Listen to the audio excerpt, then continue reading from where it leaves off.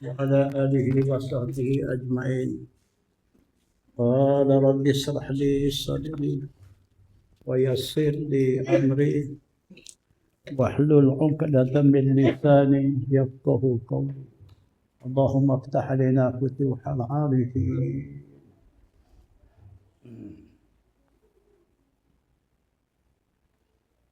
Bagi ahli tarekat yang sedang bersalib kepada Allah Ta'ala, setiap orang tarekat pasti dia berjalan kepada Tuhan.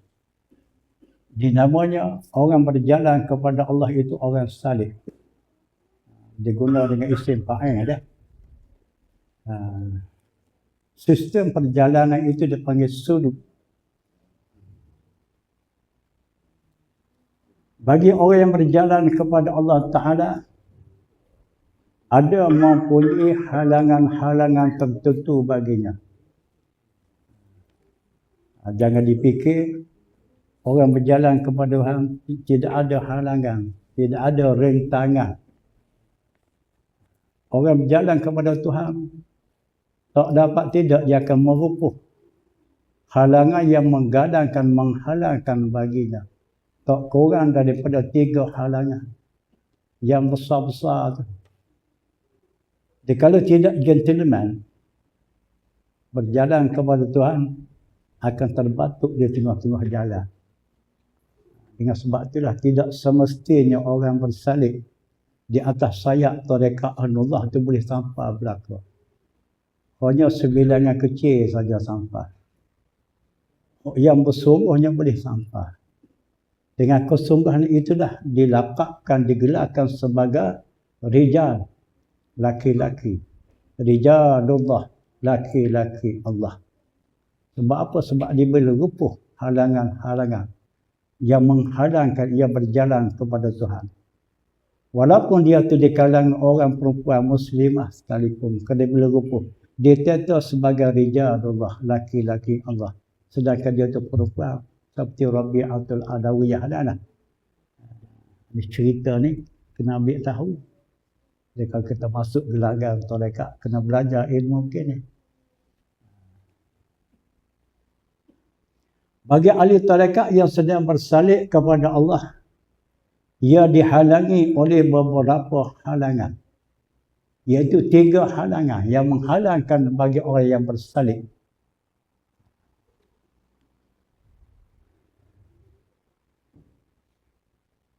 Ada 3 halangan.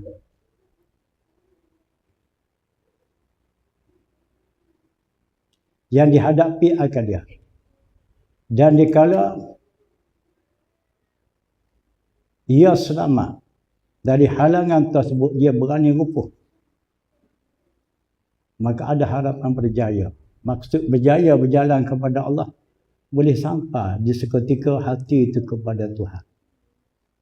Hati yang sampai kepada Allah hasil perjalanan tadi dia panggil wusul. Ahlul wasilu ilallahi, ahli yang sampai kepada Allah. Jadi nak jadi jenis manusia yang sampai hati ke Tuhan. Payah. Kok dah berjalan dah pun bukan mudah, bukan cara. Apakah langsung terperok tak berjalan. Jangan dimimpi boleh sampai. 3 batu penghalang yang menyekatkan perjalanan rohani seseorang kepada Allah. Pertama dia panggil awarid. Halangan yang bahasa awarid. Permulaan orang nak berjalan tu dihalang. Jenis awarid. Awarid macam mana? Iaitu yang menghalang di peringkat permulaan. Bagi orang, setiap orang hendak berjalan kepada Allah. Dia maksud kata berjalan kepada Allah di atas bahtera tarekat. Sama ada tarekat Ahmadiyah ke, Nasyabandiyah ke, Saziliyah, dia berbagai-bagai lagi lah tarekat. Syaratnya tarekat yang diakui. Tarekat yang muktabar, yang diterima pakai. Tarekat yang membimbing kita ke arah mewahidkan Allah, mengesahkan Allah. Tidak tarekat ke arah memulhidkan, mengutuhkan akidah. Tidak. Di tarekat tu dia tak bawa dapat bermusuh kepada Allah. Dia pakai sesak dia tengah jalan dia. Halangan yang pertama dia panggil awari. Awari. Awari ni bermacam-macam lah. Bermacam-macam halangan bahasa awari. Sebagai contohnya, dia mula nak berjalan atas ayat tarekat. Dia cari, jumpalah tarekat Naqsyabandi ke Ahmadiyah ke. Mereka awal tu dia halang dah. Bahasa jenis awal ni. Antara rupa amalan halangan awari tu dia rasa. Dia fikir-fikir ke sejenak. Tak sesuai saya nak buat tarekat ni. Tidak munasabah saya nak berekat ni. Ilmu tak banyak mana ni. Sebab dia baru sedar Islam. Tiba-tiba nak berjalan. Dia pun fikir sejenak. Tak layak saya nak berjalan. Ilmu tak ada. Maka disebab itulah. Bagi syekh-syekh tarekat. Manakah dia buka pusat gerakan tarekat. Dia kena mendidikkan murid itu. Dia kena mengajarkan murid itu. Utama sekali ilmu asas. Ilmu fudha'ain. Tauhid, fiqh, tasawuf. Jangan pandai buka sekolah. Tak ajar ilmu sebegitu kepada murid. Sedangkan murid itu datang pada alam jahil. Azan. Kita ikut ajar. Jadi serabut juga nak mengajar tengah azan. Allah.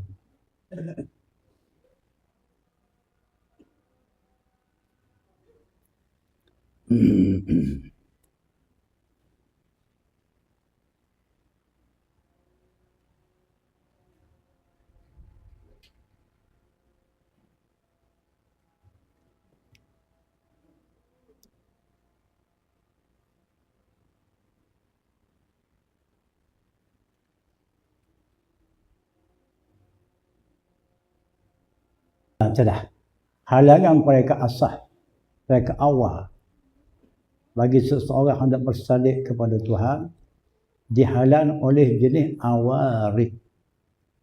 Halangan awarid ni banyak ni. Bagi contoh lah. Sebagai contohnya, dia fikir dia ni tak layak nak bertarekat. Kerana baru kenal Islam atau langsung tak kenal lagi Islam. Berdoa yang tak lepas. Sebab itulah kewajipan guru kena mengajar anak murid itu berdoa. Sebab ada di antara mereka yang mengikuti tarekatnya langsung tak tahu berdoa. Jangan duduk kokoh kepada kasah lah, kokoh kepada waridah lah. Waktu bukan tak boleh beri. Dalam pelajaran tarekat tu kena ajar ilmu kita. Tetapi asah jangan diabah. Kena buka kelas khusus. Antara lain lagi, dia berasa tak layak nak bertarekat. Dia tengok sahabat-sahabat yang ramai tidak bertarekat. Dia seorang buat amal tarekat, berasa ganjil. Yang paling serius sekali, dia bertanya khabar Tok Guru. Dia buka pondok. Tok Guru kelas Maulana ke, kelas Baba ke, kelas Ustaz ke. Kata Tok Guru tu, tarahmu nak bertekad. Aku boleh buka pondok pun tidak bertekad. Duduk kawan ni. Jadi seolah dipahami oleh Tok Guru tadi syarat tarekat. Kena dah lautan ilmu. Kena pelbagai bidang ilmu. Dipahami olehnya. Adakah syaratnya begitu? Syarat tarekat, mana-mana tarekat tu asas berdoa. Kenalah faham, jangan diabaikan. Di masa tarekat belajar, belum lagi tarekat dah belajar. Itulah. Jangan nanti dah alim, pelbagai bidang ilmu.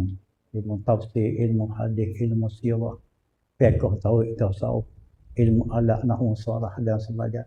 Oh, berat semua kalau macam tu. Dia baca kitab mana tu fahaman Tok Guru. Bunyi kata dia baca kitab Hidayatus Sadiqin. Dia tak jumpa ke dalam kitab tu. Nak jumpa pula. grup-grup Wahabi. Oh, tarekat ni bid'ah. Duduk kawan ni. Itu dia antara awali belakang. Awali. Jadi bertolak dari situlah. Bagi setiap yang berminat kepada tarekat, kena cari guru. Makna guru orang boleh bimbing kita. Orang boleh memberi pencerahan ilmu tarekat itu kepada kita. Jadi pada lazimnya, pada kebiasaan guru yang boleh memberi pencerahan, ialah guru-guru yang belajar melalui sistem secara memondok. Sebahagian daripada, bukan semua lah. Bukan semua mengaji pondok dia faham belaka, sebahagian. Sebab apa? Sebab ghalib. Tok guru pondok ni dia tidak abah. Berpandu kepada kitab-kitab turah, kitab kulit kuning. Maka dalam kitab kulit kuning lah muka-muka ilmu-ilmu tarekat. Kalau ambil dengan ustaz-ustaz yang balik luar negeri, kena tapih juga. Negeri mana dia balik belajar tu? Oh, Madinah, oh berat. Jordan, berat juga. Kalau Yaman boleh gagah. Kalau Mesir boleh tahan juga. Jadi bagi tanah air kita ni, kalau buat sistem mengaji pondok, nak tutup buku lama lah. Dia faham sedap-sedap. Sebab dia baca kitab. Sedikit tidak kitab Jawi, Hidayatus Salikin, Sairus Salikin, Manhajul Abidin. Ada semua ada dalam tu. Cerita-cerita tepiah-tepiah, cerita tarekat. Itu halangan pertama bagi orang yang bersalik. Bermula nak bersalik tak ada halangan dah. Halangan dinamakan awari. Di tengah dia berjalan kepada Tuhan, ada satu lagi penghalang dipanggil awari. Apa? Awari. Awari. Awari. Halangan yang bahasa awari.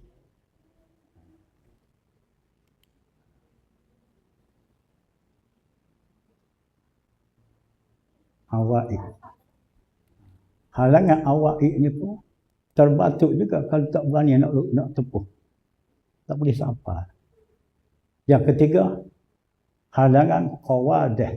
Terakhir sekali qawadah. Dia ada 3 batu penghalang bagi orang besar di atas sayap tarekat Allah. Awari, awai dan qawadah. Halangan awai ni halangan macam mana ni? Halangan mereka ini menghalang orang yang sedang berjalan, sedang bersalib. Maka halangan di mereka ini tidak kurang. Tak kurang hebat juga.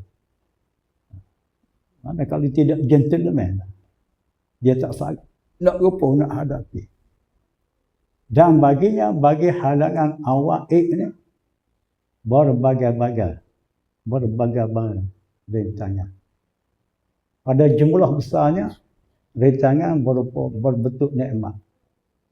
Dia tengah-tengah berjalan yang mari nikmat. Mari rezeki. Melipah buah. Kalau buka kedai, maju kedai dia. Kalau buat bisnes, maju. Kalau dia buat perternakan, Allah. Cepat naik. Buat pertanian, berjaya. Maka di situlah kalau duduk leka dengan kemajuan hidup dunia, jadi terbatuk perjalanan dia. Bentuk nikmat. Kalau buka pusat rawatan Islam, oh, tak ada tangan. Setiap Zoom pesakit mari. Jangan terabai tanggungjawab surat orang berjalan. Tak tahu bilik 7 waktu mana, tak tahu. Tak tahu zikir halaqah di mana. Ada sibuk dah tu. Itu satu batu penghalang. Berbentuk nikmat. Baru yang sebenarnya sedang berjalan dipanggil halangan yang bahasa awai. Kok berbentuk musibah ni pula. Kok tadi nikmat berbentuk musibah. Halangan awai berbentuk musibah ni seperti sakit. Dengan penyakit itulah terbuka wirid-wirid. Atau keluarga anak bini sakit, anak cucu sakit. Atau kematian, berlaku kematian keluarga, terabai, terbatu. Tak boleh berjalan. Itu awai tu. Awai. Ataupun macam-macam peristiwa. Kebakaran. Rumah terbakar. Maka setakat rumah terbakar, habis kitab-kitab yang didobek yang ada dalam rumah habis terbakar. Tak samalah fahaman dengan tidak dobek tu. Ini satu halangan. Patut faham bagi kita orang berjalan. Kadang-kadang dihalang berbentuk maksiat. Terbuat maksiat semasa berjalan. Orang molek dah pada peringkat awalnya. Tapi terjemuh dalam hal begitu. Ini suatu halangan. Jadi bagaimana kira nak selamat? Halangan yang basah awal bagi orang yang salih tadi. Di sini perlu ada guru. Manakala ada guru, setelah diketahui gurunya keadaan muridnya sebegitu, mungkin dia nasihat kau, dia bagi pandangan kau, macam-macam lah. Dan juga perlu ada ikhwan, saudara, sahabat-sahabat yang seperjuangan berjalan. Boleh jadi sahabat-sahabat tu menasihat. Kalau tu dah tak ada dah, tak boleh nasihat. Kawan-kawan boleh menasihat. Sebab tu menjadi syarat orang berjalan tu. Kena ada guru, kena ada ikhwan, sahabat. Kalau kita buat kumpulan gini, panggil ikhwan. Bagi tarekat Ahmadiyah, dia panggil ikhwan, saudara, sahabat. Bukan ikhwanul muslimin di Mesir tu. Itu lain pula tu. Rekah ceritanya, halangan yang ketiga dia panggil awai. Halangan awai. Awari, awai, qawadah. Yang ketiga qawadah. Itu akhir sekali. Galangan-galangan, halangan-halangan bagi salih orang berjalan kepada Tuhan. Awai. Ini pendek lah ni kalau urang tengok dalam Manhajul Abidin panjang. Awari. Awai di tengah-tengah. Kemucak sekali qawadah. Penghujung dah ni. Apa jenis? Halangan yang berbahasa qawadah. Halangan qawadah ni halangan yang boleh membatalkan pahala amal kebajikan. Orang ni paling takut. Buat amal 10 tahun, 20 tahun, 70 tahun. Sampai dia pekat, dihalang dengan qawadah boleh termasuk amalan, pahala amalan. Apa jenisnya? Jenis kerana mari penyakit. Penyakit riak, penyakit ujub, penyakit semua. Pada lazimnya, penyakit-penyakit yang terbasminya pahala amal kebajikan, 3 jenis penyakit. Riak, ujub, semua. Mengapa timbul ujubnya? Sedangkan dia berjalan 2, 3, 40 tahun atas sayap tarekat. Sebab pada kebiasaan orang berjalan tu, dikala hampir nak sampai ada hati kepada Tuhan, ternyata dah keberkatan padanya sedikit sebanyak. Betul perjalanan tarekat. Hujung-hujung tu nampak dia ciri-ciri berkat. Nak kata mukjizat tidak wali lagi. Nak kata rasul, nak kata mukjizat bukan nabi, bukan rasul. Nak kata keramat tidak wali lagi, tapi ciri-ciri itu sudah timbul. Manakala sudah nyata di peringkat tu, marilah penyakit. Kalau tidak faham dalam konsep yang mari penyakit wujud. Oh, hebat aku. Yang penyakit aku. Yang mari penyakit riak. Oh, jalan tak apa. Terkena tapak kaki di bumi. Seolah wali kutub Asia. Maka termasuk. Lama dah orang pergi cium tangan. Lama dah orang holok kepala. Sebosok kepala. Ada kepala botok, ada kepala berambut.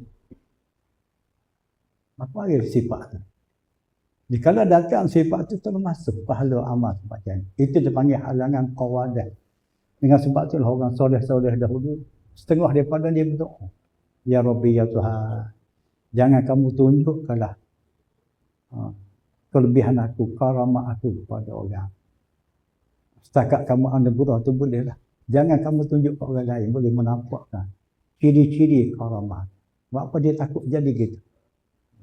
Bagaimana almarhum Pak Haji Daud. Tak berapa nampak keramat dia dah. Tapi sungguh pun nampak, kadang-kadang boleh nampak juga. Antara dia nampaknya, dia kalau orang minta air tawar, dia pakai telaga. Zaman tu tidak ada paip lagi. Orang ada air telaga. Dia baca-baca, dia bagi. Manakala sembuh sakit orang tu, ada orang bercakap. Dia minta dengan Tok Haji Daud Bukit Abah ni, mujarab air dia. Dia cakap macam mana? Dia cakap kerana berkat air telaga.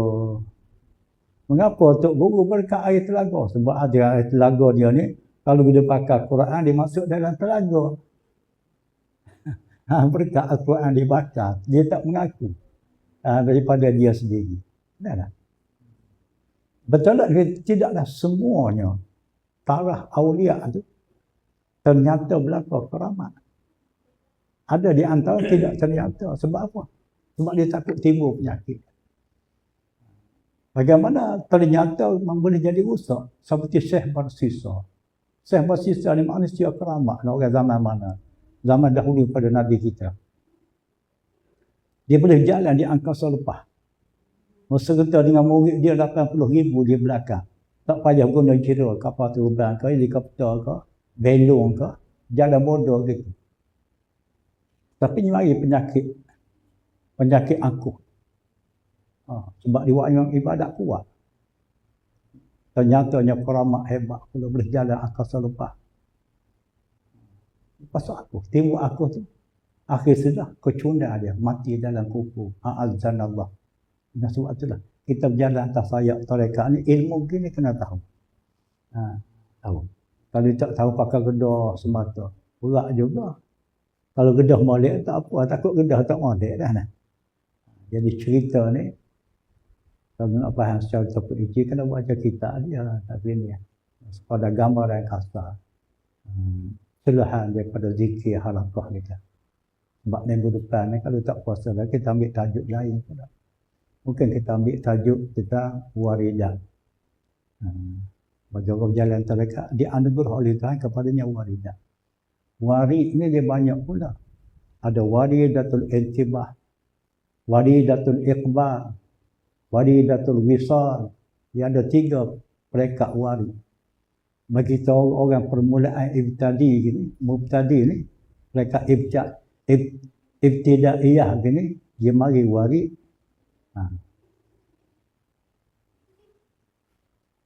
Warid intibah. Warid atas jalan penyedar. Timbul rasa lembut hati itu seronok. Itu dia panggil warid intibah. Bagi orang yang biasa dan keseronokan hati, dia mari pula warid bagi pula bagi dia. Dia panggil warid iqbal. Makna iqbal tu berhadap hati. Tidak lupa, tak galak, ingat Tuhan. Dalam pada begitu, mari satu warid lagi. Dia panggil waridatul wisal. Timbul waridat yang keadaan hati boleh berusul sampai kepada Tuhan. Tapi jenis perkara warid ni payah. Payah. Timbul warid intibah pun tak apa dah. Dah nampak ada bunga-bunga. Rahsia perjalanan tarekat hala tujuannya. Tidak kata gelap supaya malam dah.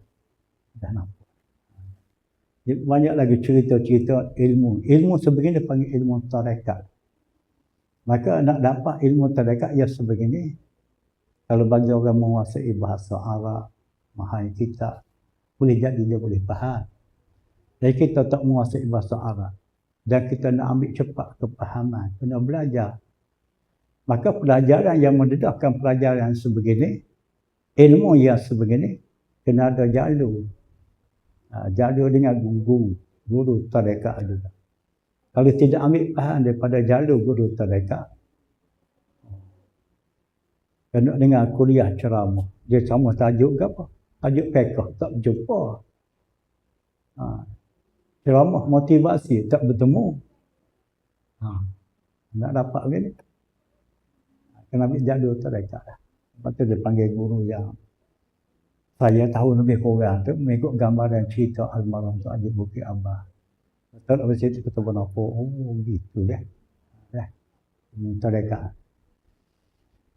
Kalau kita ngaji kitab, dia dedah dia juga tu bertemu juga ilmu tu dalam kitab. Sebab dia ambil dalam kitab. Cuma dia lebih terperinci kerana dia khusus dalam bidang tu. Orang lain kurang dia terpeleci, nanti kena baca kitab. Sebab dia tidak khusus dalam bidang itu. Bukan dia tak faham, bukan dia tak faham. Jadi kepakaran tu, sesuatu tu ada mempunyai pakar. Dari pakar tu lebih khusus lagi daripada yang tidak pakar. Jadi guru bertaraf murabbi mursyid itu pakar dalam ilmu tasawuf. Amnya dalam perjalanan proses tarekat.